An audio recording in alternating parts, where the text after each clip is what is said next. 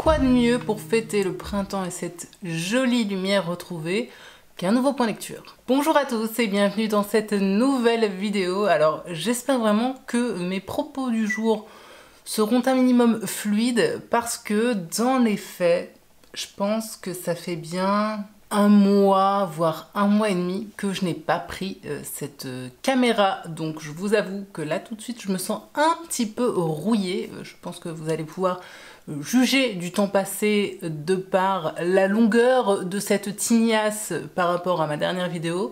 Tignasse qui d'ailleurs, je l'annonce tout de suite, va disparaître car je n'en peux plus. Bref, considération capillaire mise à part, nous sommes bien sûr là aujourd'hui pour parler lecture parce que malgré le fait que ces dernières semaines, voire derniers mois, mon quotidien fut plus que bien chargé, j'ai tout de même réussi à trouver un petit peu de temps pour lire parce qu'il faut pas déconner. Et comme d'habitude, aujourd'hui, je vais donc vous parler de 4 livres que j'ai lus dernièrement. Alors, je dis 4 livres. En vrai, je vais vous parler plutôt de 5 romans, mais il y en a un sur lequel je vais passer très très vite parce que, eh bien, je l'ai abandonné. Ah oui, non mais 2024, franchement, je ne m'embête plus du tout avec ces livres qui ne me plaisent pas, pour lesquels je sais dès le début que ça va être un calvaire, parce que vraiment pour celui-ci, je pense que ça aurait été un calvaire de lecture. J'ai beaucoup trop de chouettes livres qui m'attendent dans ma pile à lire, donc quand je sens que ça ne va pas le faire, ça dégage. Je vais donc essayer d'être au maximum concise et pour autant vous donner comme d'habitude un avis étoffé, histoire que cette vidéo ne fasse pas 1 heure, parce qu'il me semble que la dernière en date était plutôt longue. Et je vous propose donc que l'on commence tout de suite par ce fameux livre qui ne l'a pas du tout fait avec moi. Alors, ce titre en question, il s'agissait donc de J'aime le sexe mais je préfère la pizza de Thomas Raphael. Désolée, je n'ai absolument rien retenu vu que je n'ai donc pas lu ce livre jusqu'au bout. Aux éditions J'ai lu. Pourquoi j'avais acheté ce livre ? Eh ben, sans grande surprise, parce que son titre m'avait à l'époque beaucoup fait rire. Je me suis dit, ouais, sympa, ça change un petit peu de ce qu'on a l'habitude de voir. Bon, bah, j'aurais mieux fait à l'époque de lire le résumé et également d'aller voir un petit peu les avis sur Livre Addict. Ça m'aurait peut-être empêché de faire un achat inutile. J'ai donc débuté ce livre comme ça, un petit peu par hasard. Je l'avais choisi parce qu'il est assez court, donc je me suis dit, allez. J'ai pas trop de temps en ce moment, à mon avis ça va bien passer, ça va se lire très vite, ça va être léger, chouette. Bon bah raté. Oui, c'est écrit plutôt gros, c'est plutôt léger et à mon avis effectivement ça se lit très vite, sauf que arrivé à, je sais pas, peut-être 35-40 pages, je me suis dit ferme ça, pose-le, c'est pas la peine. Parce que dans ce livre, on va se retrouver avec une succession de petites histoires personnelles, d'anecdotes, de ce que j'ai compris de l'auteur, plus ou moins romancées. On ne sait pas trop dans quelle limite c'est réel ou pas. Des petites anecdotes qui sont, de ce que j'ai compris, censées être drôles. Bah, excusez-moi, mais pour ma part, ça ne m'a même pas fait sourire. Enfin, le problème, c'est que je ne comprenais pas ce que je lisais. Vraiment, en fait, j'avais l'impression d'avoir rencontré dans la rue un mec qui ne m'intéressait absolument pas et qui me racontait sa vie. Et moi j'étais là sur mon banc en train d'attendre que le monsieur ait gentiment terminé et me laisse tranquille pour repartir vivre sa vie. Sauf que contrairement à la réalité, là je pouvais fermer ce livre, le mettre de côté et aller en choisir un autre. Et c'était très bien. J'ai donc fait le choix d'abandonner ce livre sans aucun regret. Il va donc terminer sur mon Vinted parce que je me dis que peut-être ça intéressera d'autres lecteurs, mais pour ma part, non, ça ne l'a pas fait. Quand je regarde la sélection des livres là devant moi dont je dois vous parler aujourd'hui, je dois vous dire que dans l'ensemble, ce sera un point lecture plutôt mitigé, mais avec un petit coup de cœur qui va venir clairement rehausser la moyenne. Comme ça, vous êtes prévenus. Le second livre que je viens donc d'attraper juste devant moi, il s'agit de, et là entre le titre précédent et celui-ci, j'espère une fois de plus que YouTube ne va pas me striker, Cher connard de Virginie Despentes aux éditions Le Livre de Poche. Ce livre avait plutôt fait grand bruit, j'ai l'impression, lorsqu'il est sorti. Alors pour ma part, j'ai lu tout Virginie Despentes sauf le tome 2 et 3 de Vernon Subutex. D'ailleurs, ce serait bien que je m'attelle à la tâche en 2024, histoire de boucler la boucle et d'être tranquille. Donc forcément, lorsque celui-ci est sorti en poche, et bien comme tous les autres, je me le suis procuré. Alors, je l'ai déjà dit, entre cet auteur et moi, c'est un peu les montagnes russes. Elle a un style bien à elle, ça on ne peut pas lui enlever, mais c'est vrai que en tant que lectrice, il y a certains de ces titres qui m'ont beaucoup plu et d'autres avec lesquels, franchement, ça a été un peu la cata. Donc, lorsque je me suis lancée dans celui-ci, eh bien, comme d'habitude, j'y suis allée un petit peu sans a priori, en me laissant porter, en me disant que potentiellement j'allais avoir une très bonne surprise et que potentiellement j'allais aussi peut-être en ressortir un peu énervée. Alors, pour ce qui est du pitch de cette histoire, eh bien, tout simplement, c'est un livre qui est écrit comme une sorte de correspondance. Alors c'est censé être des correspondances de mails entre une star, une actrice star de cinéma qui a la cinquantaine, hein, qui est donc plutôt vieillissante pour le métier et qui d'ailleurs ne le vit pas forcément toujours très bien parce qu'elle ne se voit pas du tout comme une espèce de vieille chose bonne à être mise au rebut, ce qui est ma foi totalement compréhensible. Et de l'autre côté, on va suivre un mec, je suis désolée, j'ai complètement oublié les prénoms, ça fait un petit moment que j'ai lu, qui lui est écrivain, qui a connu cette star dans sa jeunesse parce qu'ils ont grandi ensemble, que la star en question était une copine de sa grande sœur. Un mec qui donc, lui, dans la vie, est auteur et qui, au tout départ de ce livre, va lui envoyer un espèce de mail de haters auquel la star de cinéma va donc répondre et c'est de cette réponse que va se mettre en place tout l'échange de mails que l'on va avoir derrière. Voilà, le postulat de départ, c'est ça.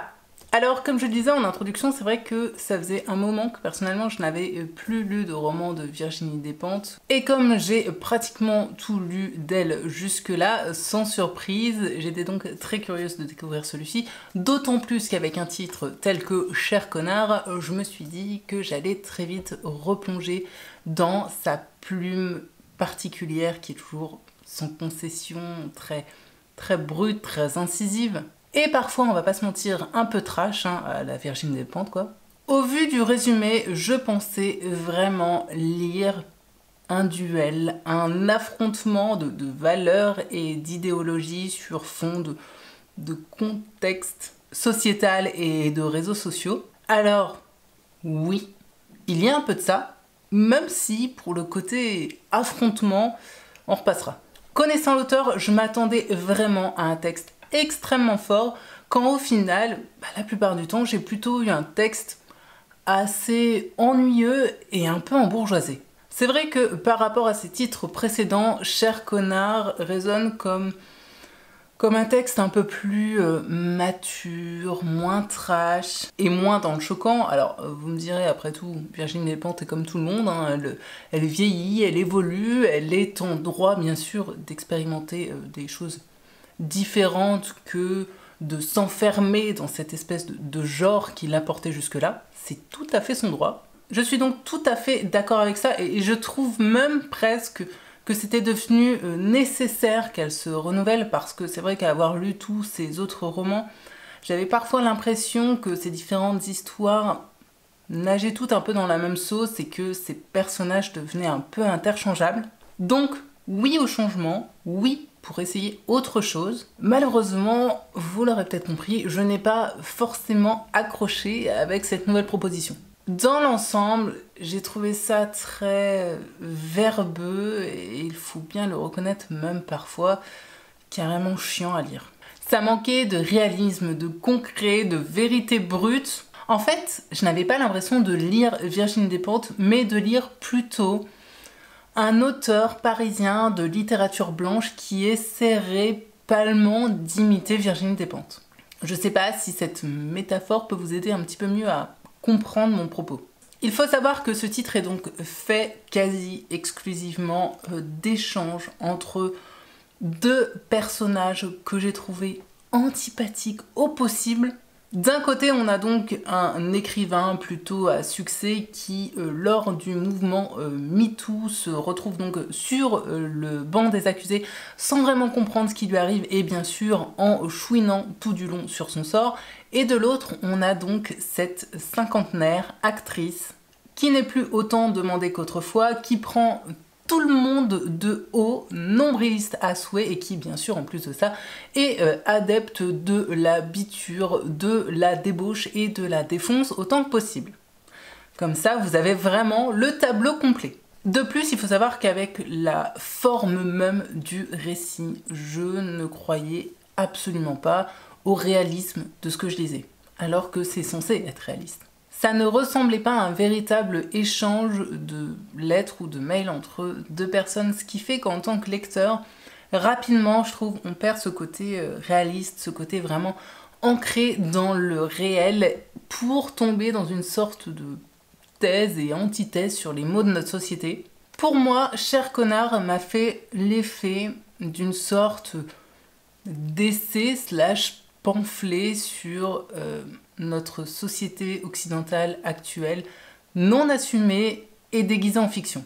C'est un texte, et là pour le coup c'est plutôt bien, et ce n'est pas surprenant connaissant l'auteur, qui parle donc de différents sujets sociétaux que l'on retrouve régulièrement dans les œuvres de Virginie Despentes, tels que le féminisme, le patriarcat, MeToo, les féminicides.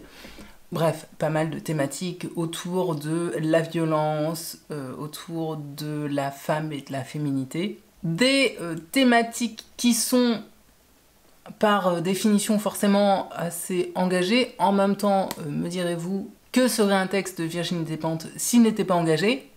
Et certains propos étaient vraiment hyper intéressants. J'ai même d'ailleurs été complètement touchée et en accord avec certains paragraphes. Malheureusement, dans sa globalité, je dois reconnaître que c'est un texte qui m'a plutôt ennuyée et qui m'a même parfois carrément fait lever les yeux au ciel. Le ton est très ronronnant. En plus de ça, on se retrouve du coup avec deux protagonistes qui s'expriment de la même manière, sur le même ton, avec cet air de pseudo-philosophe de la vie, et en même temps d'être tout de même un peu borderline, parce que bon, être quelqu'un de lambda, c'est has-been. Et franchement, assez rapidement, ce ton, cette manière de s'exprimer est devenue franchement ennuyeuse. En fait, pour tout dire, passé la moitié du roman, je me suis carrément forcée à terminer cette lecture parce que je m'ennuyais profondément, parce que je n'y voyais aucun intérêt et que je commençais vraiment à en avoir marre des jérémiades incessantes de ces deux protagonistes pour lesquels, soyons clairs, je n'avais pas le moindre début d'empathie. Je m'emballe et désolé, j'ai parfois du coup un petit peu la langue qui fourche. Sans grande surprise, l'auteur y parle encore et toujours de drogue. Et franchement, c'était assez pénible de tourner en rond sans cesse sur les questionnements et les habitudes de défonce des deux protagonistes. En fait, c'est simple, parfois j'ai eu comme l'impression d'un disque rayé. Il faut savoir aussi que dans Cher Connard, il est pas mal question de Covid et de confinement. Alors, personnellement, généralement, c'est quelque chose avec lequel je ne suis pas très à l'aise, que je n'aime pas forcément retrouver dans mes lectures. Et pour autant, j'avoue que là, c'est passé. Ça ne m'a pas vraiment dérangé. C'était pas trop présent, pas trop anxiogène. En fait, ça permettait juste de nous rappeler certaines situations ubuesques ou en tout cas étranges que l'on a, je pense, tous vécues durant cette période. En résumé, je vais pas vous mentir, oui, cette lecture fut plutôt pénible et assez ennuyeuse pour moi. Je l'ai déjà dit, mais avec Virginie Despentes, c'est soit j'aime, soit je déteste. Et malheureusement, là, j'ai plutôt détesté, même si le mot est peut-être un peu fort. Et c'est vraiment dommage, parce que je le redis, certains axes de réflexion et propos étaient hyper intéressants.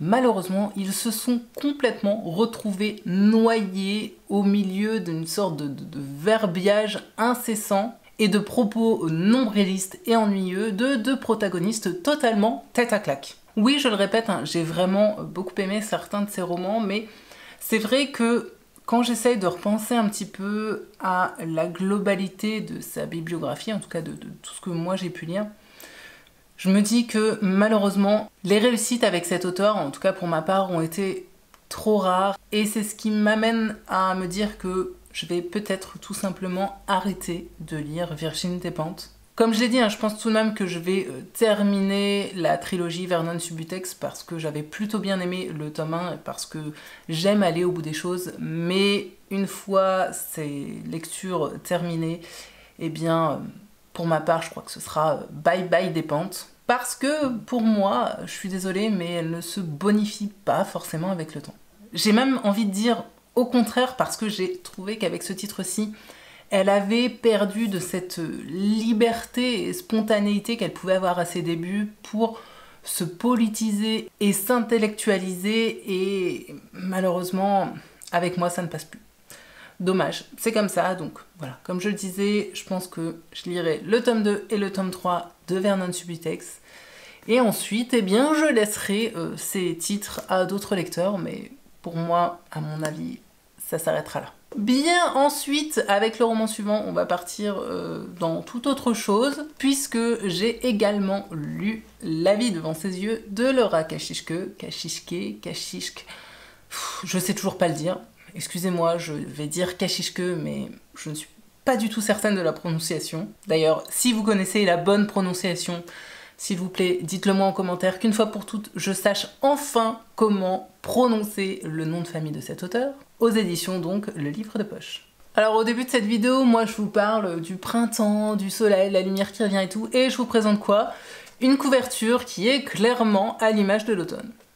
Écoutez, on n'est pas un paradoxe près. Alors, qu'en est-il de cette histoire? Eh bien, dans La vie devant ses yeux, on va avoir, je vais dire, deux temporalités. En tout cas, le roman s'ouvre sur une première scène très poignante et choquante d'une fusillade dans un lycée américain qu'on suit du point de vue de deux jeunes filles qui sont à ce moment-là dans les toilettes. Et tout à coup, on bascule au présent dans lequel on va suivre Diane, si je me souviens bien de son prénom, une mère de famille qui a la quarantaine, qui a un petit peu la vie classique rêvée de la femme américaine, la jolie maison.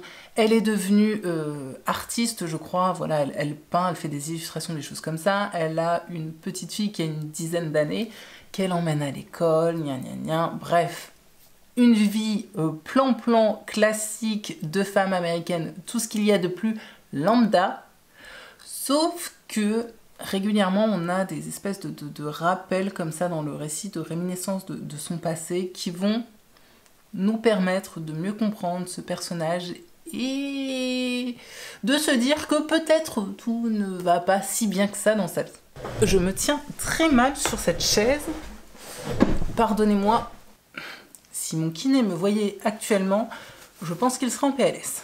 Bien, maintenant que je suis un petit peu plus droite, je vais essayer donc de vous donner mon avis sur ce roman. Alors là encore, comme Virginie Despentes, je sais pas ce qui m'a pris, mais c'est vrai que ça faisait un moment que je n'avais plus lu de roman de Laura Kashishke et je sais pas, j'ai eu cette envie comme ça de renouer avec des auteurs que je n'avais pas vus depuis un petit moment. Je me suis donc jetée sur ce livre-ci un petit peu par hasard et c'est vrai que très rapidement, j'ai complètement replongé dans sa plume si particulière. Le style de cet auteur est très atypique et très clairement, je sais d'ores et déjà que c'est un style qui ne pourra pas plaire à tous les lecteurs. C'est pas vraiment le genre de plume consensuelle qui passe avec tout le monde. Après, vous me direz, c'est bien, hein, il en faut aussi des plumes atypiques. Une fois de plus, avec La vie devant ses yeux, elle nous propose un récit très lancinant du quotidien d'une femme d'une quarantaine d'années qui est donc, comme je le disais, mère de famille, qui est également artiste et professeur à ses heures perdues, qui, a priori, à première vue, a tout pour être heureuse, mais qui, en même temps, ressasse énormément son passé. Parce qu'en effet, hein, comme je le disais, les passages au présent sont pratiquement constamment entrecoupés de flashbacks du passé dans lesquels on en apprend plus sur sa relation avec sa meilleure amie de l'époque, sur sa relation également avec certains garçons. Il y a dans ce récit énormément de réminiscences, de souvenirs qui sont complètement mêlés aux paragraphes écrits au présent. Et si personnellement j'ai plutôt bien aimé cette proposition, je me dis aussi que c'est un procédé qui, j'imagine, risque de dérouter certains lecteurs. Comme je le disais, on ouvre ce livre sur une première scène absolument glaçante qui nous plonge tout de suite dans une ambiance hyper angoissante.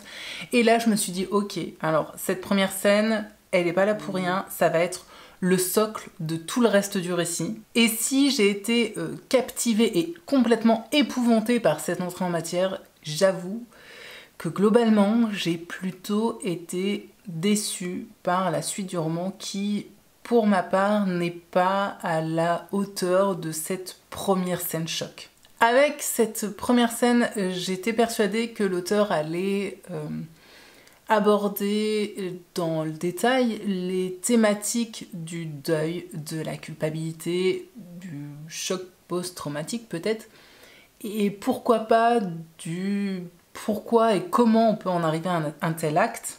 Alors, est-ce qu'elle l'a fait? Oui, pour certaines de ces thématiques. Est-ce qu'elle l'a fait de façon approfondie? Non.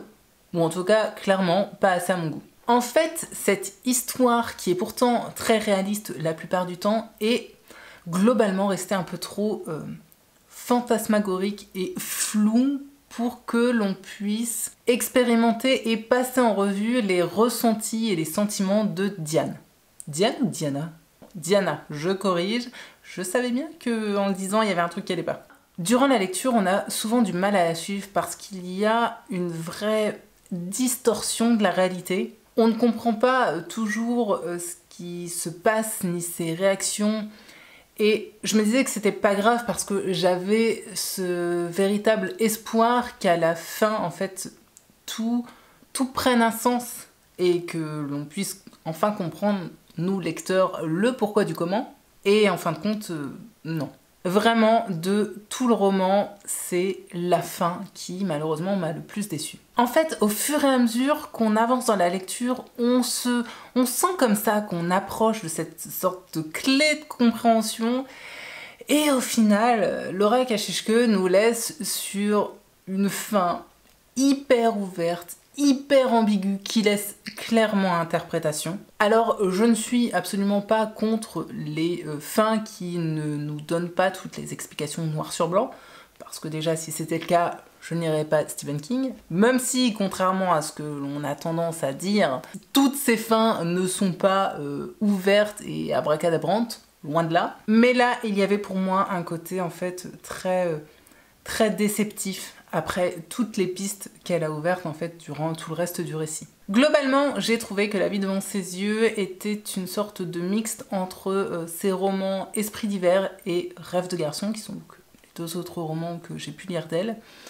Parce que, eh bien, tout d'abord, on a la présence de cette femme d'âge mûr, la quarantaine, on va se calmer, hein, parce que personnellement, la quarantaine n'est pas très loin. En prise à des questionnements intérieurs quant à sa vie et à son âge, et dont la santé mentale semble parfois un peu vacillante. Et on a aussi de façon très présente les thématiques de l'adolescence féminine, de ce corps qui change, des hormones, des découvertes de la sexualité. Ce sont des sujets qui étaient déjà très présents, hein, comme je le disais, dans Rêve de garçon, et de façon générale, ce sont d'ailleurs des thématiques qui sont apparemment chères à l'auteur et que l'on retrouve régulièrement dans ses œuvres. Ça, ainsi que cette ambiance mi-réaliste, mi-fictive, dans laquelle cette espèce de jeunesse débordante se laisse complètement aller à la découverte. Ces ambiances mettent souvent assez mal à l'aise de par la présence assez importante de cette sexualité qui est présente et questionnée, et aussi de par la présentation des jeunes filles non pas comme des êtres purs, mais au contraire plutôt comme des espèces de viles tentatrices en puissance et d'être sexuées, avides de laisser libre cours à leurs hormones.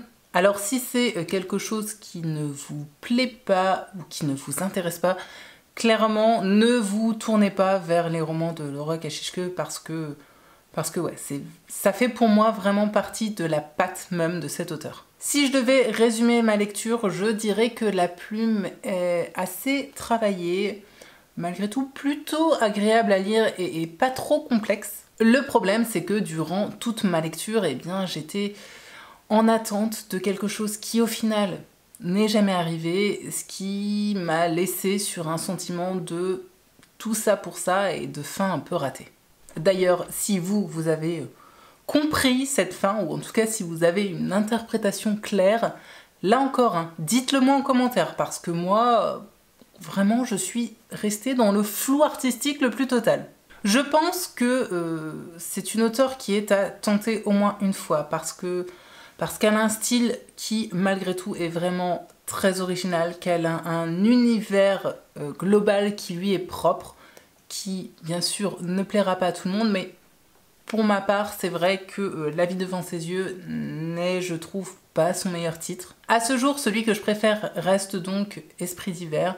Alors, malgré cette petite déception, je sais que je continuerai à lire cet auteur parce que comme je le disais, il y a quand même quelque chose d'original que je ne retrouve pas ailleurs, mais c'est vrai que du coup je ne pars jamais très confiante lorsque je débute l'une de ces histoires. Et d'ailleurs je n'ai plus de titre d'elle en attente dans ma pile à lire, donc si vous en avez d'elle à me recommander, allez-y, dites-moi tout ça s'il vous plaît en commentaire, sachant que j'ai donc déjà lu Esprit d'hiver, La vie devant ses yeux, ainsi que Rêve de garçon. Donc je vous laisse m'indiquer quel est le meilleur choix parmi tous ces autres titres restants.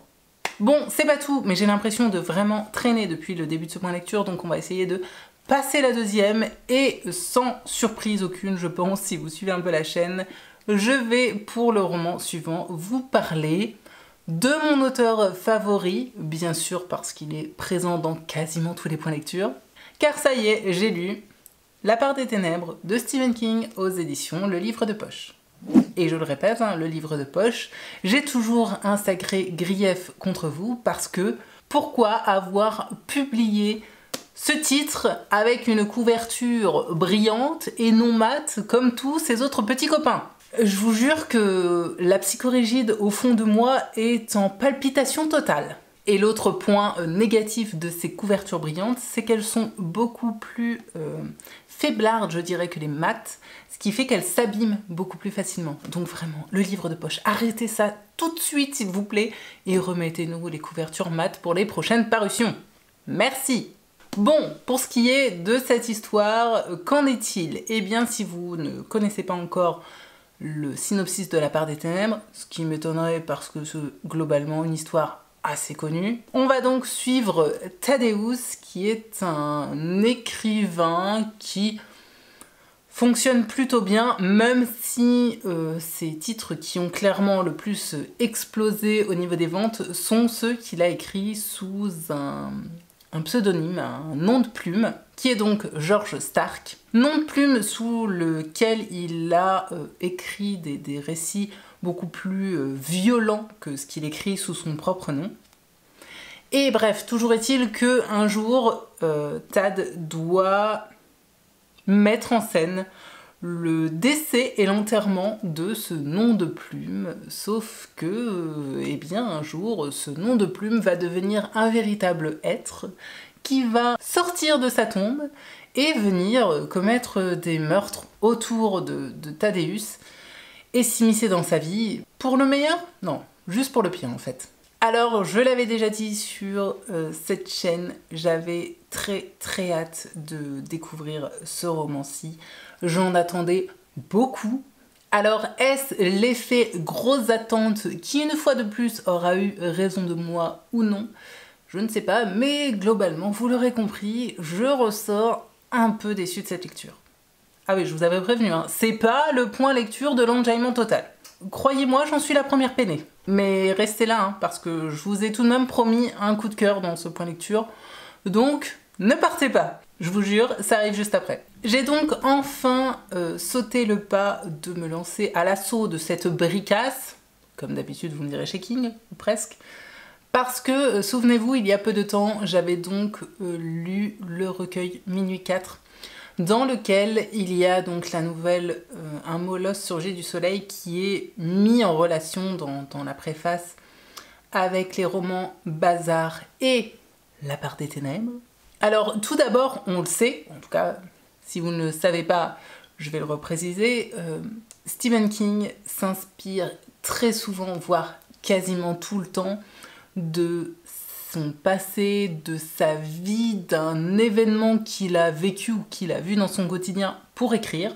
Et pour ce qui est de La part des ténèbres, je vous avoue qu'au début de ma lecture, j'ai eu le sentiment d'être pratiquement dans une autobiographie de l'auteur, tant les parallèles avec sa vie étaient flagrants.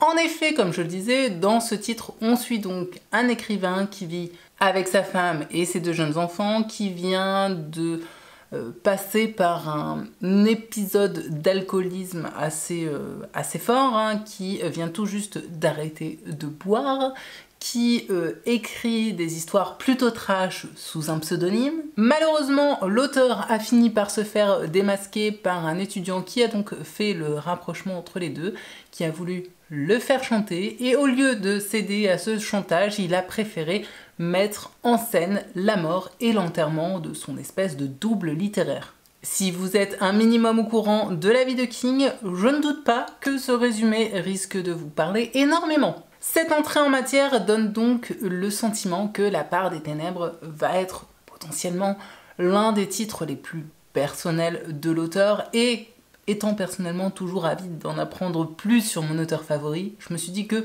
forcément je ne pouvais qu'aimer. Sauf qu'assez vite, j'ai eu, là encore, le sentiment de tourner en rond.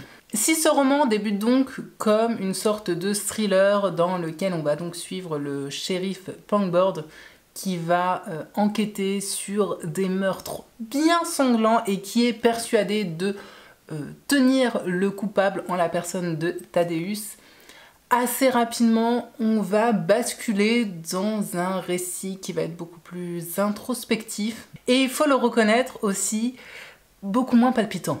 En fait, La part des ténèbres, c'est un roman sur la dualité.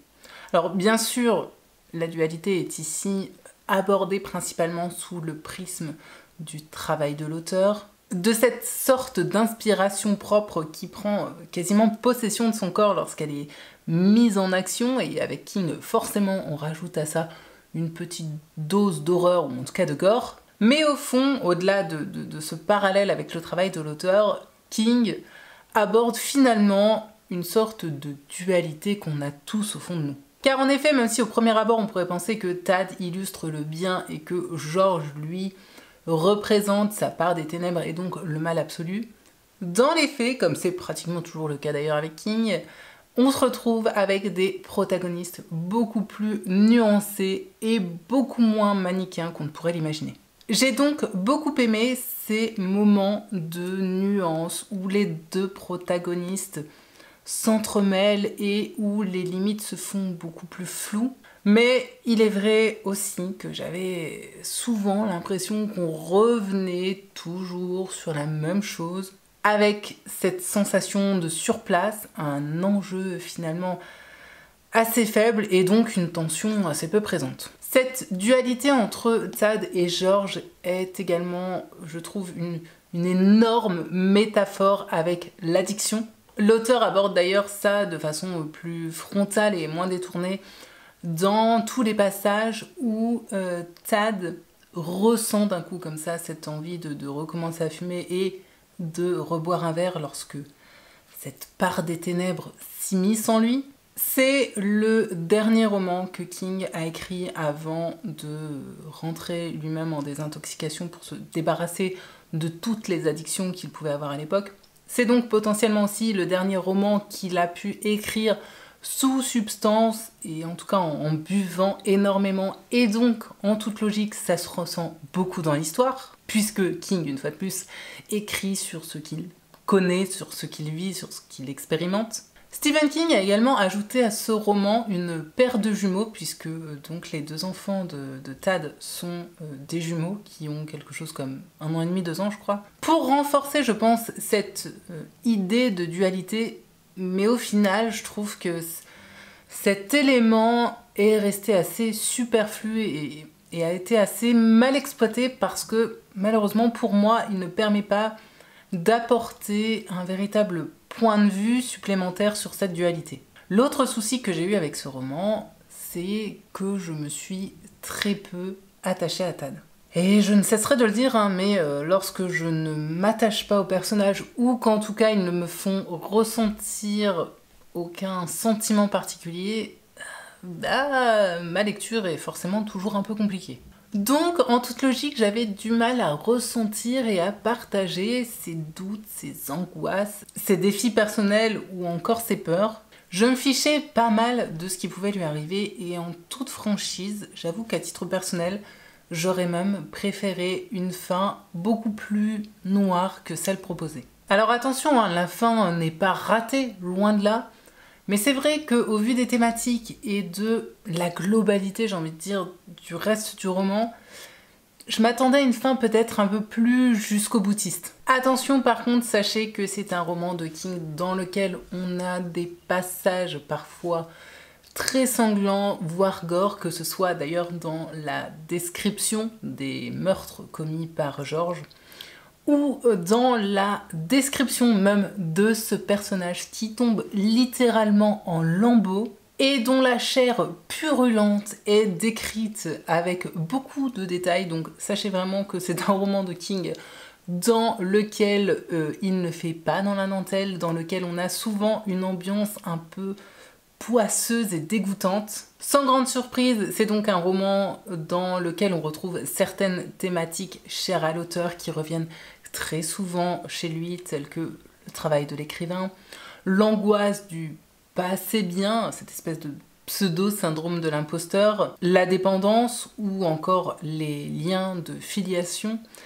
Mais c'est vrai que personnellement j'ai eu le sentiment que ce roman-ci, quant à ces thématiques que je viens de citer, n'apportait rien de plus vraiment par rapport à d'autres de ces romans que j'ai pu lire sur ces sujets-là. C'est une histoire qui se passe entre Ludlow et Castle Rock, ce qui permet de la placer dans son multivers. Si vous connaissez un peu l'auteur, ces deux villes devraient vous dire quelque chose. Le lien est également fait avec certains personnages qui sont aussi présents dans, par exemple, Bazar ou Sac d'os. Je crois que globalement, ce que j'ai préféré dans La part des ténèbres, c'est vraiment cette ambiance qui s'en dégage. Mais il est vrai aussi que je regrette vraiment un manque de rythme dans la partie centrale de cette histoire, ainsi qu'un manque d'empathie, mais alors là c'est de ma part, hein, c'est complètement personnel, envers Tad et sa famille, ce qui fait que au final j'étais assez peu investie dans ma lecture. En tout cas pour un King, généralement je suis beaucoup plus investie que ça. Un roman dont j'attendais beaucoup, peut-être un peu trop. Alors je suis heureuse de l'avoir enfin lu, mais c'est vrai que je crois tout simplement j'en attendais autre chose, d'autant plus que c'est un livre qui est souvent cité comme étant l'un des piliers de la bibliographie de Stephen King. Malgré donc le fait que ce roman n'ait pas du tout été un coup de cœur, vous vous en doutez, ça ne m'empêchera absolument pas de continuer à découvrir le reste de la bibliographie de l'auteur.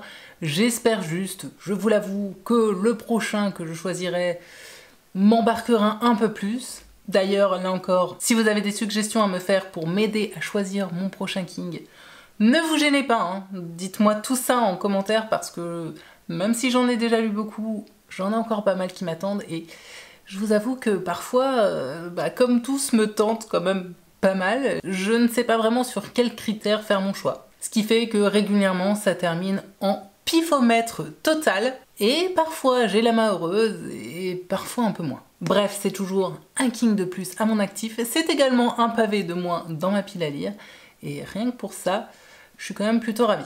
Bon, et chose promise, chose due, après ces lectures un peu bof-bof, je vous le répète, pas catastrophique du tout, encore que, bon, on a quand même un abandon, et j'avoue que Cher Connard, ça a quand même pas été la joie. Je vais enfin vous parler d'un titre qui pour le coup m'a beaucoup plus enjaillé, qui a même, oui, hein, je peux le dire, été un petit coup de cœur. Oui, donc pas de suspense.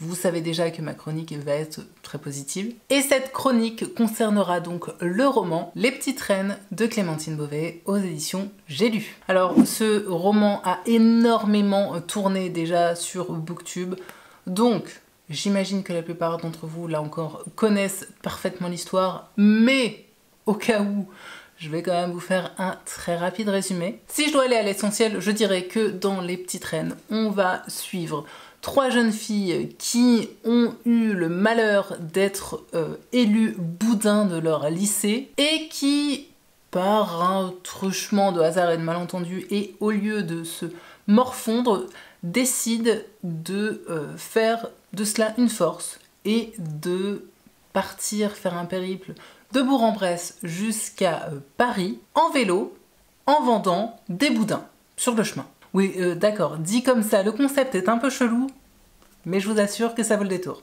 Alors, une fois n'est pas coutume, j'ai encore un train de retard, voire même 3 ou 4 là pour le coup, et j'ai donc enfin découvert ce roman après tout le monde.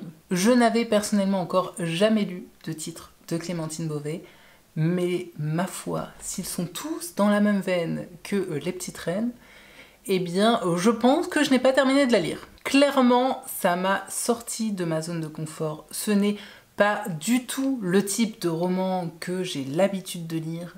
Mais qu'est-ce que c'était bien! C'était frais, c'était drôle, et je vous avoue que quand je l'ai lu, ça m'a fait beaucoup de bien. Dès le début, j'ai complètement accroché avec la plume de l'auteur. J'ai trouvé que son style était léger sans être simpliste.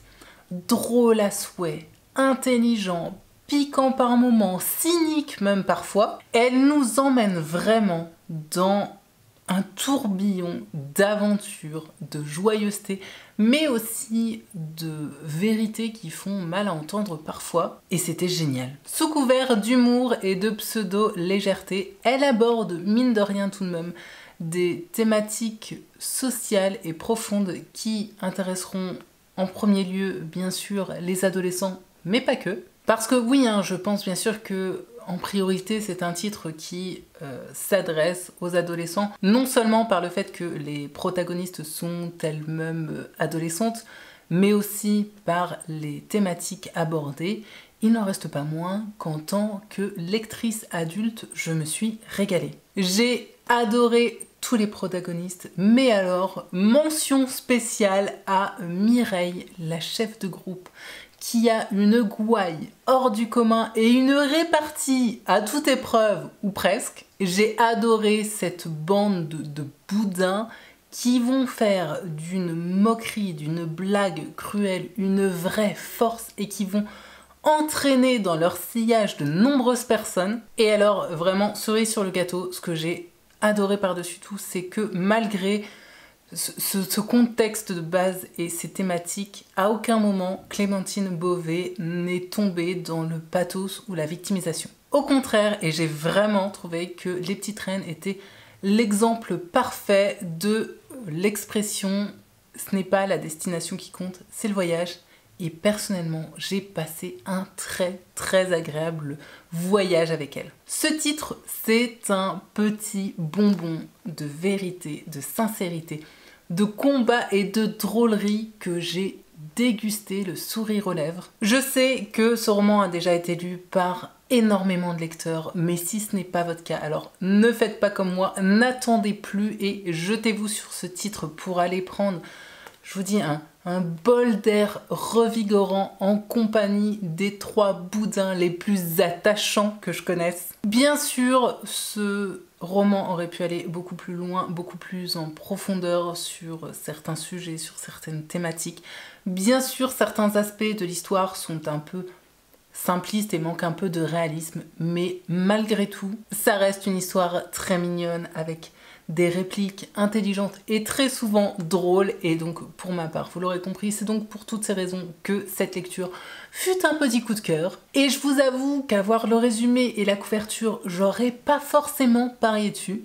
Comme quoi, parfois c'est bien de se laisser porter parce que là encore c'est vraiment un titre que j'ai pioché, mais alors totalement au hasard dans ma palle. Un dimanche après-midi alors que je n'avais plus rien sous la main. Comme quoi mon instinct parfois n'est pas si pourri que ça. J'ai donc dans ma pile à lire, je le sais, un autre roman d'elle qui m'attend. Un titre avec le mot cœur, je ne l'ai plus du tout en tête, mais voilà, je revois la couverture, je sais qu'il m'en reste au moins un d'elle à lire et à mon avis je vais rapidement me jeter dessus parce que je vous dis, cette entrée en matière avec cet auteur a vraiment été absolument fabuleuse pour ma part. Et voilà, c'est donc ainsi que se clôture mon point lecture. Alors non, je vais pas m'étaler encore plus en blabla parce que tout d'abord, je pense que j'ai déjà été bien trop longue durant cette vidéo et qu'en plus de ça, je vois que ma batterie clignote car elle est en PLS étant donné que j'ai déjà beaucoup trop parlé, ce qui se ressent d'ailleurs sur ma voix qui est en train de partir en cacahuète. Tout ce que j'aurais donc à vous dire, c'est que, comme d'habitude, vous le savez, les commentaires sont ouverts, allez-y, n'hésitez pas à venir papoter avec moi parce que juste, j'adore ça. Pensez juste à mettre des petits pouces levés si vous en avez l'occasion parce que c'est ça, ainsi que le partage qui aide vraiment la chaîne. Pour ma part, hein, comme je le disais, malgré un emploi du temps bien chargé ainsi que quelques voyages là en prévision, je vais essayer d'être la plus régulière possible sur la chaîne. Je ne sais absolument pas pour quel type de vidéo je vous retrouve prochainement. Soit un vlog voyage lecture, soit un nouveau point lecture, soit... je ne sais pas. Voilà, qui vivra verra. Tout ce que je peux vous dire, c'est suivez la chaîne et vous serez ainsi tenu au courant. Enfin, si vous avez bien activé la petite cloche et que YouTube souhaite bien vous envoyer les notifications. Mais cela, c'est une autre histoire. Sur ce donc, j'espère que de votre côté, vous faites en ce moment de très belles lectures. Et jusqu'à la prochaine vidéo, je vous souhaite bien sûr paix, amour et littérature dans vos cœurs. Bye!